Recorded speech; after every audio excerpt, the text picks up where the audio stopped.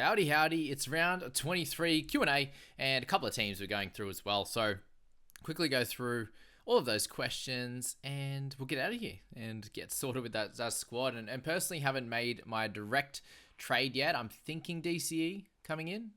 It could be another option in your AFB and these types of guys, but I'm trying to just get the best scorer. And it looks like someone like DCE or Munster are going to be the best scorer for these last 5 rounds there, with a few of the other guys having buys and the like. So Trent here asks, hey bro, who would be the better option out of the blow when trading at JDB for head-to-head? McInnes, AFB, Yo, or a half like Munster or DCE? I personally think with this one, scoring-wise, Yo, I think is going to be the best. And if head-to-head finals are around 26, then there's no worries of him getting rested. So Isaiah Yo, definitely. And then DCE or Munster, you take your pick. I think I'm just leaning to DCE. I think they have just a slightly better run home. Both him and Munster both play Panthers. Munster being this week, DCE being next week, so that's a wash. And then I think Broncos they play Storm in that last round, where Manly get a slightly easier matchup. I think Tigers and Dogs or something like that in the last couple.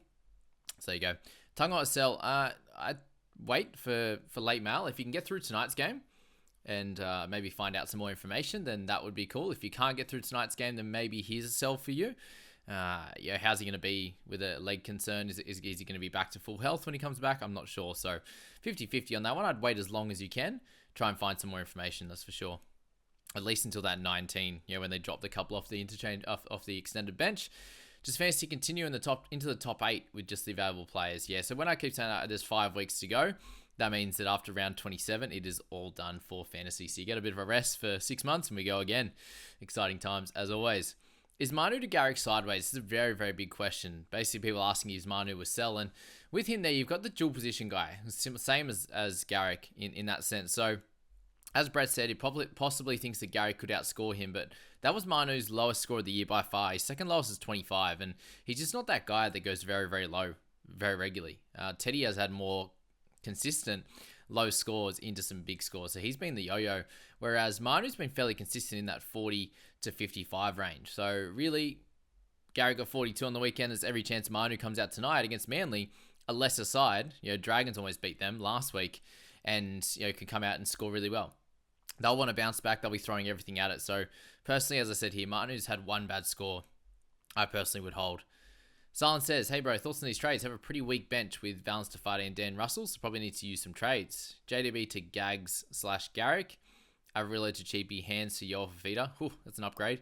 That would work well, leaving you with 3 trades. That's cool. JDB to Gags to Garrick. Tohu to... See, I'd be holding Tohu now, so I think that first trade, man, gives you 2 guns, one in the center, fullback, and 1 in the mid/edge. So do that. Lock that in, man. First one. Easy as. Number 1, just in case he doesn't see this. 1. There you go. Went to Munster for pod. Perfect. I love that. Noah, I have 2 trades and really want Kles, so I've done Hines to Kles. I don't really like it. And debating whether or not to hold the last trade and have JDB in the emergency. So if you have 2 trades there, I wouldn't be using the one to go Hines to Cleary, unfortunately, but I do understand what you're looking at there. Obviously, no hooker cover is tough. I'd see when you've got JDB sitting there, I would just be trading JDB. And if you are going to get to Cleary, maybe it's JDB up to Cleary, and then you get Appy or something like that as hooker cover, so that with your no trades left for the last 4 rounds, if there is an injury to one of those players, you are covered, and you're not in a lot of strife going into that week. So that's the way I'll be looking at Noah. I'm doing JDB and Hands to Murray and Coruscant. Lovely. Seems like the solid one to do. Obviously, Murray has maybe a little bit more upside than someone like McInnes or something that Brett is saying here. So either way is going to be fine. Lock them in. Thoughts on these trades? Legend, JDB to Cleary, Reynolds to Edwards. Interesting. That's one way to get it. Reynolds is obviously going to be a solid pick, a solid play for the rest of the year. He also has a buy to come. So I think it's fine trading Reynolds in this one. He's not a top tier keeper, whereas you get Cleary as a captaincy option, and Edwards could be a 50 guy for the rest of the year. So, a little bit cheapy. How you doing, Frankie? I only have 1 trade left. I want to go to AFB from DeBellin, as I can't get anyone higher than DeBellin. Lock it in. Done. That'll work. So Brett's advice here, he's obviously replying to a bunch, and I appreciate his advice there. But the question is, if you have an injury to someone else, is what he's saying there, maybe hold. So, DeBellin's almost 800k. So, basically, the reason why you would hold a trade And like my secondary one this week could be Brendan Hands up to Coruscant or something like that. And that looks pretty good up front. And that gives me cover for every position. But the thing is there, if I get Coruscant, right, and then next week or the week after is an injury to Cleary or an injury to an 800k or a 900k guy, whatever that is, you then can't trade to get a guy that's going to hit a 60 plus average. So Coruscant probably, let's just say on average, is going to be a 45 guy, probably. 71 week, 30 the next, 55 the next week, 40 the next, so that kind of thing, right? And that's the scores you're going to get. But I suppose the other thing with that is you go, oh, if I have cover in every position and Appy helps me get an extra 10 or so points per week, whereas the other ones you're waiting for an injury, then that could really work. So either way is gonna work, I think, fine. One's based around luck, and the other is just waiting for potentially something to happen. So that's that. As Walsh an option, I can't afford to go to Bullard to Garrick. Definitely an option, but has a buy. So maybe Dylan Edwards is the play instead, if you're looking there. Or do you need to go, do you want to just keep Buller? I'm assuming you need a wing fullback. If you don't, you could go to a center that could play. There's definitely a few options there on that one. JDB and Tapani to Cleary and either McInnes or Gagai. I'd probably be holding Tapani, but I do understand where you'd be going for that. I'd probably try and remove, if you're going to go JDB up to Cleary, try and go one of your mid-rangers down to like a Dan Russell or something like that. Could be the play. Let's get into a couple of these teams while we're here. So our first one here is Lights, Kamara action. There you go. Good stuff. Sitting 4,700 overall, 6 trades in the bank, which is lovely. Head-to-head play with finals starting next week. Well, this week. Next week in round 24. Okay. So 24, 25, 26, 27. So you do include Eels players, which you don't have any other than Moses and Hopgood. Okay, 2's fine. That'll be cool.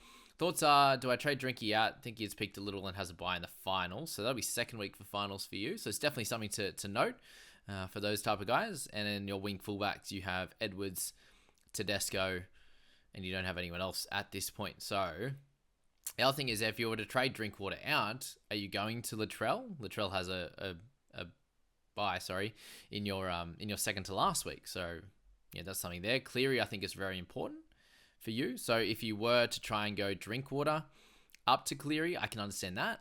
But you do need another wing fullback. So who comes in as your wing fullback? That's the question there. So obviously you have Edwards. You could go a little bit cheaper into the what? Who you gonna trade out with him? That's the question. Trade Manu to get a better center option. Yeah, you could, but probably not super relevant at this point. Who else would you trade out? Like, you got Val that can play wing fullback. I find it very hard to trade Drinkwater just for that reason, because you need another wing fullback, and who's going to be that guy to be able to play that? You've already got McInnes, which is great for last week, that's for sure. Who else would you trade out? You wouldn't, really. Like, unless you're looking at, you don't really rate Tohu, or you're going Valence down to a really cheap wing fullback. But again, you're going to need sort of 100k on that one to get down, and there's just not much there. So it's tough, mate. It's very, very tough. It's almost like, do you just not trade at all? You might just have to go Tohu down to a 550k kind of guy. Might have to be the play. So it might be DeBellin and Tohu or something like that to get Cleary. But then even look at that, that's a bit yuck. But you do have 6 trades left. So that's where I'd go, yeah, that's not the worst play ever to remove 2 decent players to get Cleary as captain because of the extra trades remaining. But most people don't have the extra trades there. So that's where you'd be avoiding that. This one here, just a pretty bad picture quality, but that's okay. 7 trades remaining, 3,000th overall, 120k in the bank. Hi, Jamie. Thanks for the advice this season. Head-to-head player in preliminary final, 120 in the bank. Best replacement for JDB. King, Tohu, wanting extra cash, but would like to upgrade Buller to Teddy. Need 150k. Or Latrell, need 200k. Maybe upgrade Manu to Gagai. So if you can get JDB down to Tohu and then get Latrell, I think that would be really cool. In terms of South players, you don't have any others, so that's cool. So I think, Latrell could probably be your best play, and Tohu is going to work well. He'll play the rest of the season for you and do a good job. Do you exactly need a mid as well? This week you do. You could also play Aaron Clark for this week if you don't want to get a mid, and he's kind of a cover. He's going to play each week and not be super amazing following this. You got Isaac Tungo in there. Yeah, probably the first one I said would work well. I'd leave Manu to Gagai. I think Manu's going to be back to some decent play there for sure. All right, last couple of questions while we're here. JDB to McInnes and Moses to Cleary. Yeah, it works. It works, but Moses you're kind of going to want to. But yeah, Cleary's the gun. So if you have enough trades, if you have 4 trades or something, yep, that's fine. 2 trades, not super amazing, to be honest. I think an injury will come again and he'll be cooked. I do think Murray will play big against the Knights at home with them going so well, especially with the fact that they have been competing with almost all the top teams. I agree with that. So yeah, should be decent minutes for Muzz there. Do I go JDB to Trelt or Moses head-to-head player? Depends when your final is. If your final is in round 26, then you don't want Trell for that reason. You'd probably want Moses because that last round doesn't matter, that bye. That's how I'd probably play it. But yeah, Fafita, Cleary, Haas, DCE, Johnson, all good options. So if you have them, already have Fafita, DCE, and SJ, and I can't afford Haas or Cleary. Yep. Sweet. Go Moses. Lock it in. Good stuff. Thanks for the help, Brett. JDB, Moses to Cleary and McInnes, or Raymond to Kohler and JDB to Cleary. To Cleary and McInnes. Yeah, first one works. Like we said, the other one is, yeah, depending on trades, obviously. Or Raymond to Kohler and JDB to Cleary. Don't mind the second one as an option, actually. Yeah. That means you can hold Moses. Yeah. Second one's better if you can do that, actually.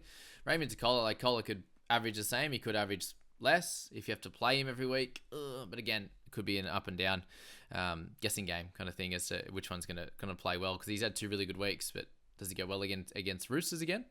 Maybe. Last one. Hey, Jamie, who's a likely trader this week, Moses or Harris? I think Moses will score better than Harris. Average shows that. Moses has a bye, though. So up to you. And do you need another half or is it better to have another mid for you? That's going to be the question. All right, we'll leave it at that, guys. It's a Q&A. I'll get into the trades for the People Squad and my squad very, very shortly. Thanks, guys.